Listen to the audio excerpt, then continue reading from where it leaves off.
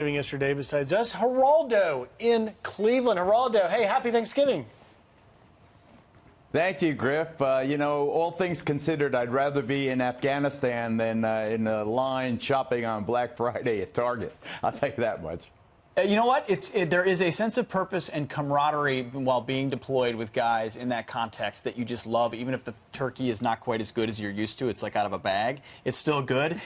You're right. I can't relate to the idea of standing in the dark waiting to buy a flat screen television. Just saying. So I'm kind of with you on that, Geraldo. Oh, no. For sure. Now, you may have watched the NFL yesterday. You may not have. A lot of Americans stepping up to boycott or just watching their team. Well, President Trump was either watching or not watching, but he weighed in again this morning about the kneeling controversy in the NFL. This is what President Trump just tweeted just about an hour ago. He said, "Can you believe that the disrespect for our country, our flag, our anthem continues without penalty to the players? The commissioner has lost control of the hemorrhaging league. Players are the boss." As we noted yesterday, only one player kneeled, a defensive lineman for the New York Football Giants. Why is this such an important topic for the president? He keeps going back to it. He's litigating. A lot of Americans are passionate about it. What does it mean to him? I think the president senses that he's on the right side of history and he's with the majority of Americans. He can't say that about many or too many other issues. But on this one, I think people just get the sense, give it a rest. The world is not perfect. We have plenty of issues. That's what I was trying to tweet out yesterday. Let's put all of these divisions aside. Let's just enjoy your family, enjoy the meal, enjoy freedom, enjoy just the ability to have a conversation across the table with someone that you love, or someone who holds a different political viewpoint than you do. Just cool it, everybody. Just just chill. And that's why when I saw that one player, the giant defensive player there kneeling, I said, "No, what the heck? I mean, come on. Can't you even on this day, can't we all be united?" Sure, there are plenty of things that divide us. Yes, the Native Americans had a rough time and their vision of Thanksgiving is different, or the people in the inner city suffer disproportionately. Whatever it is, whatever your issue is, today of all days, just cool down. And that's why I was disappointed. But I will say, that we look at the bad news, the one guy protesting. The good news is he was the only one, as far as we know. Geraldo, you talk about people dividing others. Also yesterday, the president sharing a message of thanks and optimism with our troops, but one general seeking to divide us, saying it wasn't good enough. This is General Mark Hertling on another network. Here's what he had to say. First of all, I'm thankful for the fact that he did address the soldiers, but the message that I heard and some of the things he said would have not rung very well with me had I been a deployed soldier. We have been winning. You're talking to soldiers and military personnel around the world who have been in this fight for 17 years, and to suddenly be told that they're winning now when they weren't winning before is somewhat insulting. First of all. And secondly, the comments about the economy and where the economy is growing, deployed service members don't want to hear about that. They want to hear, hey, thanks. So, Geraldo, that's Lieutenant General Hertling, himself decorated Purple Heart, served this country, so have a lot of respect for him. But ultimately, he's saying he shouldn't say that we're winning, even though the caliphate has been destroyed under this president. He's untied the hands of our warfighters. And also, discuss with us this notion that the troops don't care about their economy. I mean, they're consumers, and they've got family members as well here. Do they not care about the home front that they're fighting for as well? What do you make of these comments? Sounds like he's trying to praise the president a little bit for talking about the troops, which you should do on Thanksgiving, but then taking it all back by saying, well, they don't really care about the economy. Pete, I have the same answer as I had in the first question you asked me. I honor General Hertling's service, a real warfighter, a real hero. Who am I to critique him and his feelings? But I will say, just as an American, just as someone who spent an awful lot of time with troops in deployment and so forth, that everything this president says on every other day of the year is construed by his critics in the most evil, negative way possible. He doesn't get a break.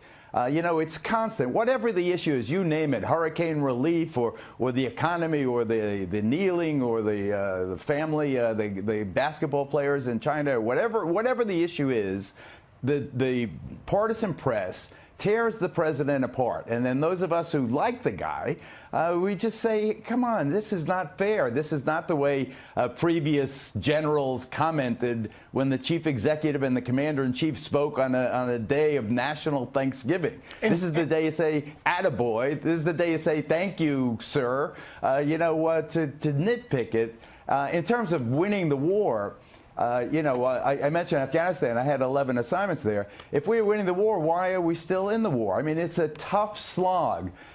Congratulations to this president and to President Obama toward the end of his second term in terms of the victory in Syria. Yes, we are finally, in Syria and Iraq, we are finally getting rid of ISIS. The caliphate has been destroyed. Long way to go. We salute everybody, man and woman, who serves in the armed forces of the United States for their sacrifice, for their courage, under fire particularly. And I just wish that the general had just cooled it. Right, and I wonder in retrospect if he doesn't think the same. Geraldo, let me jump in there. Earlier, I pointed out I was with the USO tour around Thanksgiving some years ago, and you know this with your 11 assignments in Afghanistan and countless other ones in Iraq, and that is they could have, the troops, there's 99% boredom, 1% sheer terror. And when you're there on Thanksgiving, you have the camaraderie that Pete talked about, but you also still are dealing with the boredom. And to take your mind off of not being with your loved ones, you're open to anything. You would watch subtitled Japanese TV if you could. But to get the commander-in-chief to teleconference with you, to go to the Coast Guard, to spend time, to be there. And don't think you're not deployed even when you're stateside and you're dealing with things like hurricanes and other situations as the Coast Guard is. But describe for us what it's like to be with those troops and what I believe, with all due respect to General Hertling, was a backhanded compliment, an insult, if you will, because he said, well, good for the president, but they didn't want to hear this. And in the full context of what the president said, he did talk a lot about winning with the troops when he was giving his Thanksgiving message. We're not fighting anymore to just walk around. We're fighting to win. And that might have been a message that would be well received by them. You know, Molly, I was delighted that the First Lady and the President took time from their plush vacation in Mar-a-Lago to visit the Coast Guard station. The Coast Guard is often forgotten when we talk about the sacrifices of the armed forces of the United States.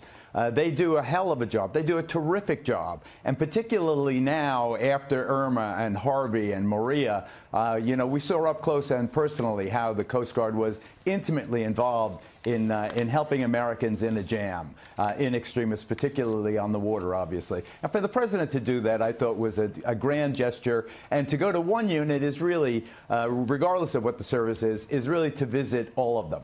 I've spent a lot of holidays, Thanksgivings and Christmas, deployed overseas. You know, on my assignments, my various assignments, and rather than turkey, you get some stringy chicken in some remote base someplace, and it's got dust in it, and your teeth crunch when you bite into it from the sand, not from any kind of exotic stuffing. And it counts a lot when people remember you. And that was my job there, covering the GIs deployed on these holidays, to remind Americans that here we are, our sons and daughters, our brothers and sisters, they are far, far away. They are fighting for you, for your freedoms, for your right to have that political discussion across the Thanksgiving table. Geraldo, speak of Thanksgiving tables, how did you spend your Thanksgiving? America wants to know. We have a house full here in Cleveland, Ohio. Yeah, there we are, all on the steps. You know, come on, kids. Here, I got some live ones here. The only ones I could get awake. Max and Georgia. Oh, very nice. You need the stairs to fit everybody in. My nephew and niece, they're my son Josh, my brother-in-law Josh and Liz's kids. Sol, my daughter, their age, is still upstairs. She's asleep. Most of them are in food comas. You know, we have plenty of. You wave if you could smile there. Great morning, guys. athletes. Yeah, good morning. Okay, kids. Okay. Geraldo, I looked at that Erica picture. was great. My wife was great. I look at that picture on the stairs. It looks like you got a whole battalion there. We had a Geraldo's battalion in Cleveland. We do. We have plenty. We had 21. We had 21 to dinner. You know, my son Cruz and Lauren came. So my 3 grandchildren, my oldest, actually I have 4 grandchildren in total. My son Geraldo You've got your little baby there. Yeah, that's Liam. He's the youngest. Or do I have Ella Rose? That's right. I have Ella Rose. Lauren has Liam, and then Erica is up there, and Jace, my oldest, and Sol, our 12-year-old, is by Erica, and then it goes up to Josh and the other family members up the stairs. Good thing I had a long staircase because we had a house full. Everybody had a great time. The football games were on. We weren't boycotting anything, so it was a lot of fun. That's great. Geraldo, That's thanks great. a lot. Happy Appreciate Thanksgiving. it. Some great photos. Glad you had happiness in your Okay, home, and wishing the Thanksgiving. same to all of our viewers as well. Geraldo, thanks a lot. And Geraldo, thank you for all Happy those Thanksgiving, trips. everyone. Thank you got for it. all those trips he went over there. You know, like Bob Hope, you go and you spend time. That is a sacrifice to go over with them. It's good stuff.